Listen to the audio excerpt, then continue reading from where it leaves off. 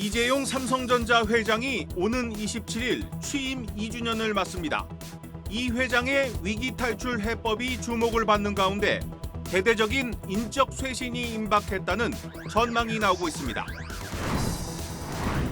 미국 대선에서 트럼프 전 대통령의 당선 확률이 높아지고 있다는 전망에 자산 시장이 요동치고 있습니다.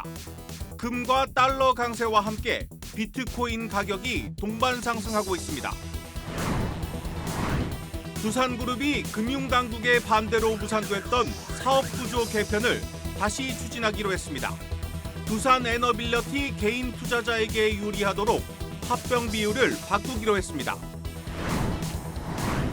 중동전쟁 확산 우려 속에 중동 국가들이 대형 프로젝트들을 연기하고 있습니다. 사우디가 네옴시티 예산을 20%나 줄이면서 중동 특수를 노리던 건설사들이 비상이 걸렸습니다.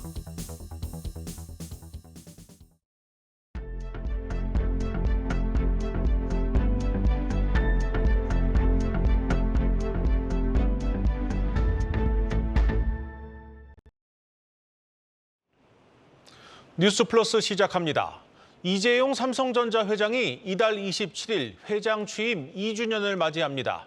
책임 경영을 강조하면서 회장에 오른 지 2년이 지났는데 지금의 삼성전자는 기술 경쟁력 퇴보라는 최악의 상황을 맞이하고 있습니다. 기술력뿐만 아니라 조직 문화 등 여러 측면에서 한계를 드러내고 있는 가운데 이 회장이 어떤 쇄신 메시지를 내놓을지 관심이 쏠리고 있습니다. 산업부 정재홍 기자 나왔습니다. 정 기자, 먼저 이번 주에 이재용 회장이 삼성 전 계열사 사장단과 만나는 자리가 있죠? 그렇습니다. 이번 주 25일이죠. 그러니까 금요일인데 고 이건희 선대회장의 4주기 추도식이 수원 선영에서 열립니다. 네. 추도식에서는 이제 매년 그랬던 것처럼 이재용 회장과 홍라희 전 삼성미술관, 리움 관장 등 유가족들과 참석을 하고요. 또 경영진들도 일부 참가를 합니다. 추도식 이후에 이제 이 회장이 주로 이제 삼성 계열사 사장단들과 오찬을 가졌었는데 여기서 어떤 경영 메시지를 내놓을지가 좀 관심입니다. 네. 이 회장은 회장 취임 직후인 2022년 2주기 추도식 직후에 사장단들과의 오찬을 가지면서 간접적으로 이제 취임 일성을 낸 적이 있었습니다. 당시 사장단과 밝힌 소회를 이제 사내 게시판에 올리기도 했는데 이 내용은 이제 이 회장이 미래를 위한 도전이라는 제목의 글에서 오늘의 삼성을 넘어 진정한 초인류 기업, 국민과 세계인이 사랑하는 기업을 같이 만들자, 제가 그 앞에 서겠다라고 언급을 한 바가 있습니다. 네.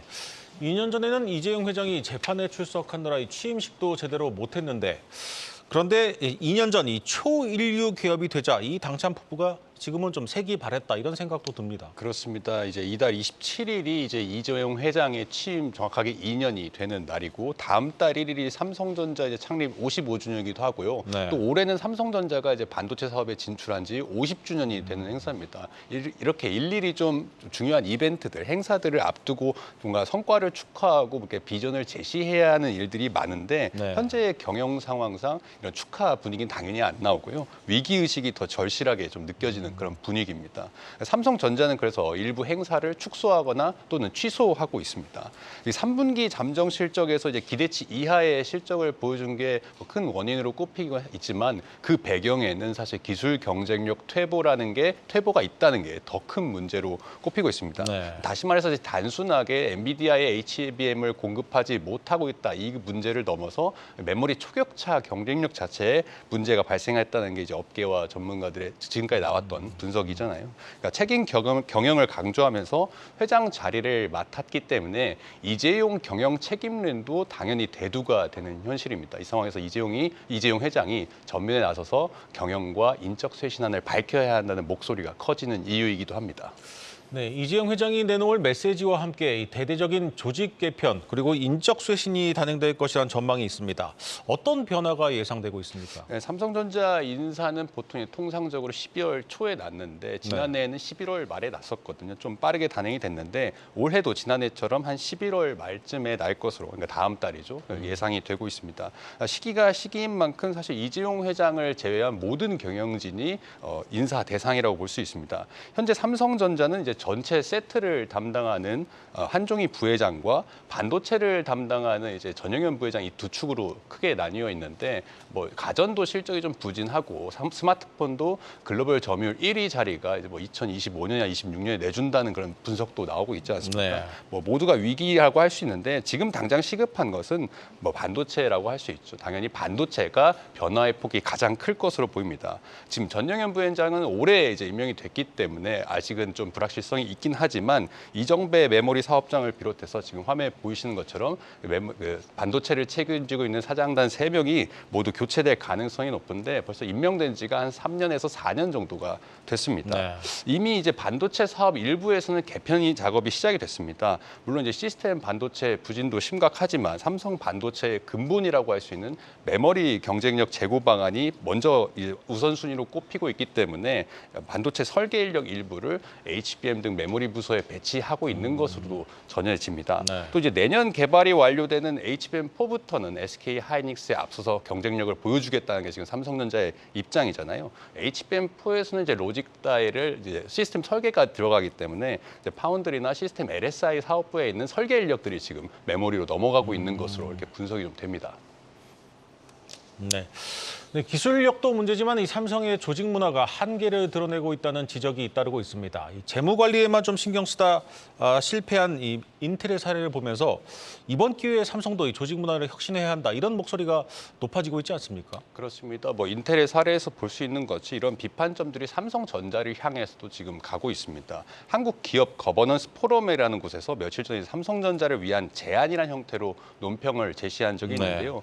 포럼은 이제 삼성의 사장단 직급 25명 가운데 후선 업무, 그러니까 지원 업무죠. 담당이 9명으로 무려 36%에 달한다며 이제 비대해진 관리 조직과 대관 업무 홍보 등은 IT 기업의 본 모습이 아니다라고 이제 지적을 했습니다.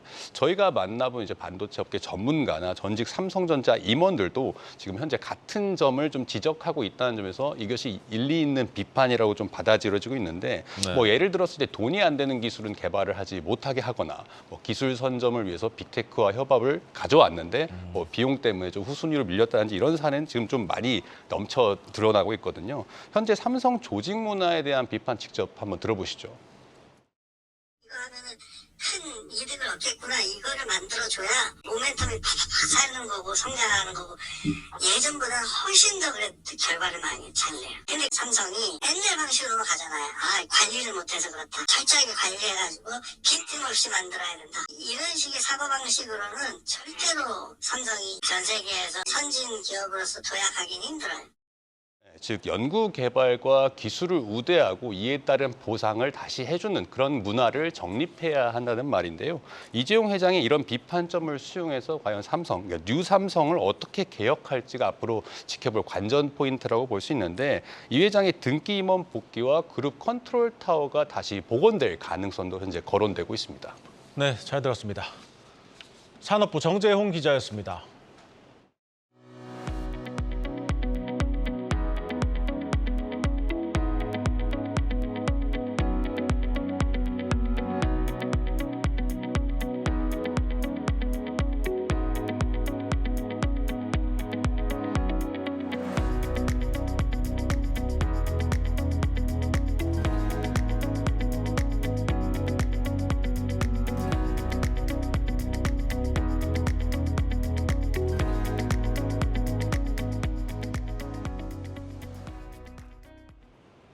보름 앞으로 다가온 미국 대선에서 이 보험 의혹을 앞세운 트럼프 전 대통령의 당선 가능성이 높아졌다는 전망에 힘이 실리면서 강달러 흐름이 뚜렷해지고 있습니다.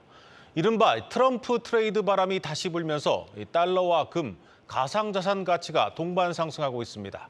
유호성 기자입니다. 오늘 외환 시장에서 원달러 환율은 1375.2원을 기록했습니다. 원달러 환율은 이날 오전 중국이 기준금리를 내린다는 소식에 주춤하는 모습을 보였지만 오후 들어 다시 오르는 모습을 보였습니다. 지난달 말 1,300원대 초반에 근접했던 원달러 환율은 불과 3주 만에 1,400원대를 눈앞에 뒀습니다.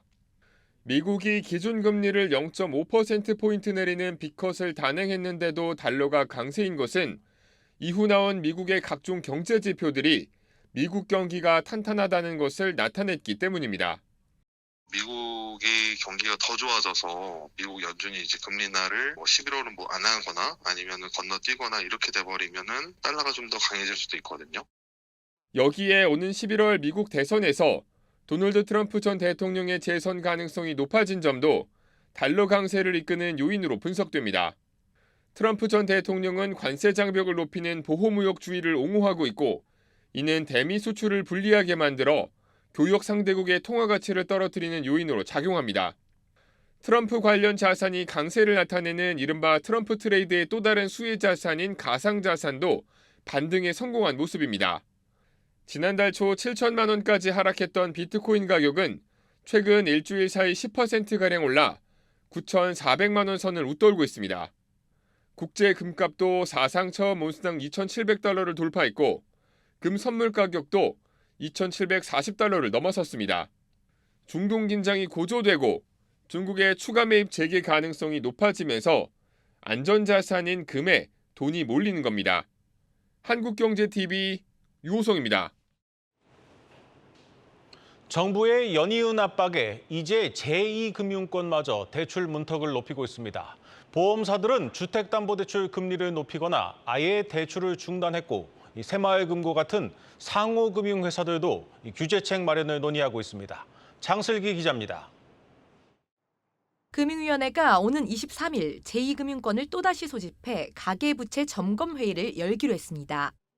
지난 15일 여신 담당 실무자 회의를 연대 이어 곧바로 회의를 다시 개최하는 것은 은행의 대출 관리 강화에 따른 풍선 효과를 차단하기 위해서입니다. 실제 지난달 은행권의 가계부채는 전달에 비해 증가폭이 절반 가까이 줄었지만 새마을금고와 보험사 등 제2금융권은 전달보다 확대됐습니다. 이에 따라 이번 점검회의에서는 제2금융권의 강도 높은 가계부채 관리 당부가 있을 것으로 전망되고 있습니다. 현재 보험업계 빅3를 비롯해 농협생명 등 대형 보험사들은 주택담보대출 금리를 인상하거나 유주택자에 대해서는 한시적으로 대출을 제한하며 문턱을 높이고 있습니다. 여기에 NH농협손해보험과 하나생명 등 중소형 보험사들도 주담대 취급을 중단하며 속도 조절에 나섰습니다. 매달 사상 최대치를 경신했던 카드론 역시 당국이 제동을 걸고 나서면서 지난달 소폭 감소한 것으로 나타났습니다. 당국의 연이은 압박이 이어지고 있는 만큼 새마을금고를 비롯한 다른 금융사들도 대출 취급 기준을 강화할 것으로 전망됩니다. 회의 이후에는 아무래도 유사한 형태의 규제책을 좀 마련할 생각은 있으신 것 같아요. 다만 은행권에 이어 제2금융권까지 대출문이 닫히면서 제도권 밖으로 밀려날 실수요자에 대한 대책 마련이 병행돼야 한다는 목소리도 제기됩니다. 한국경제TV 장슬기입니다. 두산그룹이 두산밥켓을 두산로보틱스 자회사로 편입하는 사업구조 재편을 다시 추진합니다. 대주주에게 유리한 합병이라는 금융당국의 지적을 적극 수용해서 이번에는 두산에너빌리티 주주들이 두산로보틱스 주식을 더 받을 수 있도록 합병 비율을 재산정했습니다. 산업부 배창학 기자 나왔습니다. 배 기자, 오늘 두산이 새로운 이 합병 비율을 내놨는데 기존 안에 비해서 얼마나 달라진 겁니까? 예, 로보틱스 주식을 조금 더 받을 수 있게 됐다라고 한마디로 정리할 수 있을 것 같고요. 두산그룹은 오늘 그룹 사업 재편을 위해서 두산에너빌리티와 또 두산로보틱스 이사회를 각각 열었습니다. 두산은 이사회 직후 발표한 공시를 통해 2단계에 걸친 재편안을 제시했습니다. 개편안에 따르면 1단계에서는 두산에너빌리티를 존속 법인과 또 두산밥켓 지분을 보유한 신설 법인으로 인적 분할하고요. 2단계에서는 신설 법인을 두산로보틱스와 합병합니다. 여기까지는 이제 지난 7월에 발표한 재편안과 같습니다. 네. 다만 신설법인과 두산로보틱스의 합병 비율이 기존 1대 0.032에서 1대 0.043으로 기존 대비 약 30% 올랐는데요. 대주주만을 위해 산정된 합병 비율이라는 금융당국과 또 개미 투자자들의 지적을 받아들여서 합병비를 재조정한 절충안을 낸 것입니다. 다음 달 예정된 임시주주총회에서 재편안이 통과될 경우 에너빌리티 주식 100주를 보유한 주주는 로보틱스 주식 4.33주를 받게 되고요. 박상현 두산에너빌리티 대표는 오늘 기자간담회에서 주주들은 사업 재편을 통해 두산에너빌리티와 두산로보틱스라는 성장성 높은 주식을 모두 받게 된다고 강조했습니다. 인터뷰 보고 오시죠. 박회식과 저평가되었다는 시장 의견을 반영해서 시가의 약 43%의 프리미엄을 추가해서 비율을 높였습니다. 합병 비율 모두 법과 제도가 허용하는 범위 내에서 최대한 개선했고, 두산그룹은 앞서 이 금감원에 반복되는 증권신고서 정정 요청에도 이 합병 비율을 고수했습니다. 그러다 결국 이제 합병을 포기했는데 갑자기 이렇게 태도를 바꾼 이유가 좀 궁금합니다. 예, 두산그룹이 한 달여 만에 절충안을 내고서 사업 재편을 재추진하는 것은 최근 들어서 원전 생태계가 되살아나고 있기 때문이라는 것이 네. 전문가들의 분석입니다. 실제로 두산 에너빌리티는 5년간 체코 두코바니와 테물린 원전을 비롯해서 유럽 등지에서 10기 내외의 원전 수주를 목표로 하고 있습니다. 수주를 위해서는 설비 증설이 뒷받침되어야 하기 때문에 투자금이 있어야 합니다. 그런데 두산 에너빌리티의 자회사인 두산밥켓의 차입금이 7천억 원을 웃돌아 발목이 잡혔는데요. 물론 차입금을 떠안은 채 자금을 조달할 수는 있지만 두산밥켓을 떼면 재무지표가 좋아져서 유리한 차입 조건으로 7천억 원 넘는 돈을 끌어모을 수 있습니다.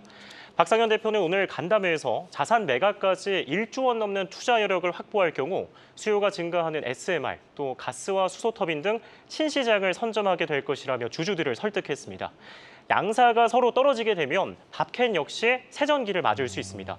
업계 관계자는 밥켓은 탈원정 정책 기조로 에너빌리티 실적이 부진해지면서 덩달아 부침을 겪었다며 에너빌리티보다 로보틱스와 창출되는 시너지가 더 클 것이라고 내다봤습니다. 실제로 두산그룹은 로보틱스와 밥켓이 함께 글로벌 무인건설 장비 시장을 개척하는 전략을 짜고 있는데 그룹은 또 밥켓의 전 세계 딜러망을 로보틱스에 활용할 것으로 파악이 됩니다. 류정훈 두산 로보틱스 대표도 오늘 선진 시장에서 위상이 높은 두산 밥켓과의 협업으로 로보틱스의 매출 70%를 차지하는 북미와 유럽 시장에서 존재감을 드러낼 수 있을 것이라고 전했습니다. 네, 그런데 이제 가장 중요한 건 결국 두산이 내놓은 새로운 이 합병 비율을 주주들이 마음에 들어하느냐 아니겠습니까? 어떤 평가가 나오고 있습니까? 네, 두산의 사업 재편 재추진 소식은 어제부터 들렸는데 오늘 또 시장에서는 두산밥켓이 두산 로보틱스로 넘어가는 것은 변하지 않는 데다 재조정된 합병 비율 역시 불합리하다는 말이 나오고 있습니다. 네. 때문에 금융당국이 두산이 선회한 이 사업 재편 플랜 B에 제동을 걸지 움직임을 지켜봐야 할 것 같은데요. 가장 큰 문제는 알짜 회사인 밥켓의 모회사, 즉 신설법인의 가치가 로보틱스 이제 밥켓 대비로 평가가 낮게 됐다는 것입니다. 두산의 기존안은 신설 법인의 가치를 매길 때 배당금 등이 밥켓의 주가에 반영이 되고 있다며 배당 등은 빼고 기준 시가만을 산정을 했는데 금감원이 배당 등을 반영해서 가치를 책정하라며 평가 방식에 문제를 삼았습니다. 이에 두산그룹은 금감원의 평가 방식을 적용한 절충안을 냈습니다. 하지만 지금 보시는 것처럼 두산 로보틱스는 올해 상반기 매출 이제 250억, 또 영업손실 150억 원을 기록 중이고 연간 실적 역시 좋지 않습니다.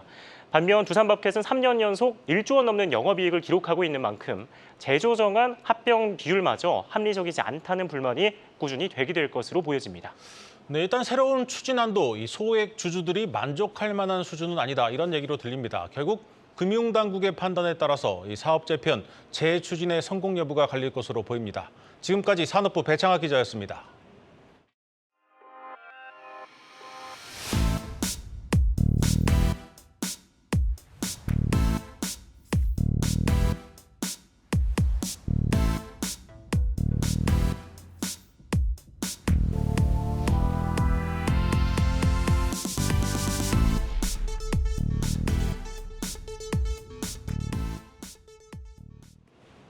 전 세계적인 공사비 상승과 중동 전쟁 확산에 대한 우려 속에 중동 국가들이 지갑을 닫고 있습니다. 예정돼 있던 투자를 취소하고 예산도 줄이고 있습니다. 중동 특수를 기대했던 국내 건설사들 비상이 걸렸습니다. 방서우 기자입니다.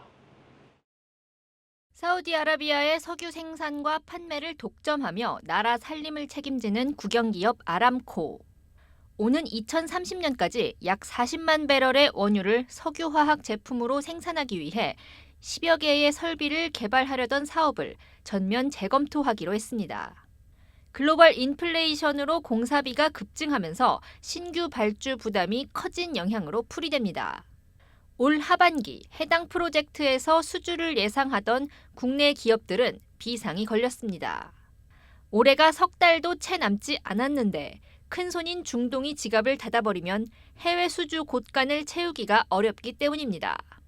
실제로 올 3분기 기준 국내 주요 건설사들의 해외 수주 목표 달성률은 평균 45%에 불과합니다. 이 같은 발주처의 허리띠 졸라매기는 내년에도 지속될 전망입니다. 사우디 재무부는 내년도 지출을 올해보다 5% 이상 줄일 계획입니다. 여기에 우리보다 인건비가 싸고 구매력은 높은 중국과의 협력이 두터워지며 입찰 경쟁에서 밀릴 가능성도 높아졌습니다. 왜냐면 인도나 중국 같은 경우에는 인건비 자체를 굉장히 싸게 쓸 수가 있거든요. 그거를 감안했을 때 이제 경쟁에 붙으면 계속 떨어지고 이렇게 되다 보니까 전반적으로 좀 수주에 대한 부분이 많이 둔화된 모습들이 나타나고 있습니다. 그나마 다행인 건 사우디 이외의 국가에서 조금씩 수주 낭보가 울리고 있다는 점입니다. 대우건설은 최근 투르크메니스탄에서 1조 원 규모의 비료 공장 사업을 따내며 중앙아시아에 처음으로 진출했습니다. 삼성물산은 튀르키예 고속도로 개발 사업에, 현대 엔지니어링은 세르비아 태양광 사업에 각각 참여합니다. 전문가들은 해외에서도 가격 경쟁을 뛰어넘을 만한 고부가 가치 프로젝트로 영역을 확대해야 한다고 지적합니다.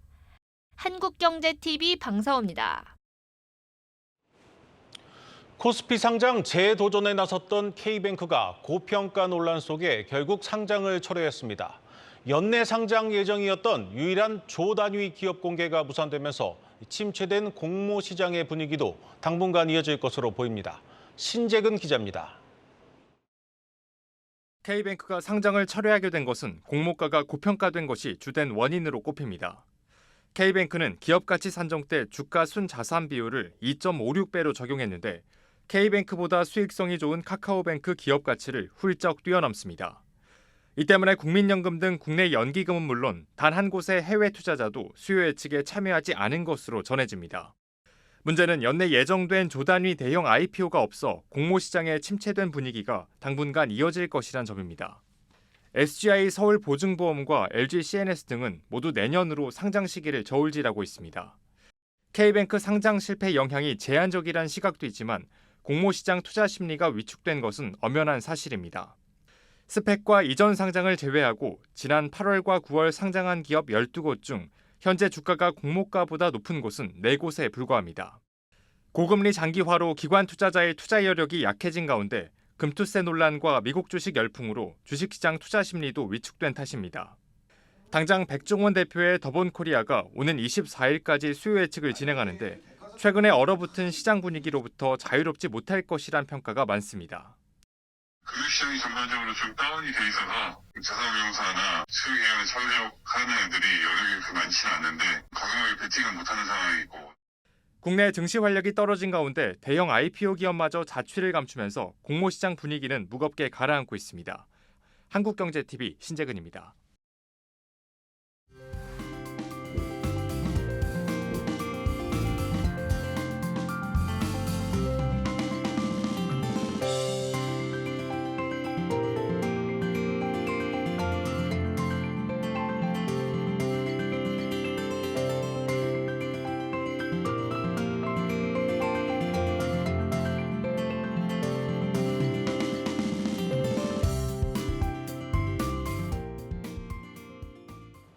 오늘 준비한 뉴스 플러스는 여기까지입니다. 함께해 주신 여러분 고맙습니다.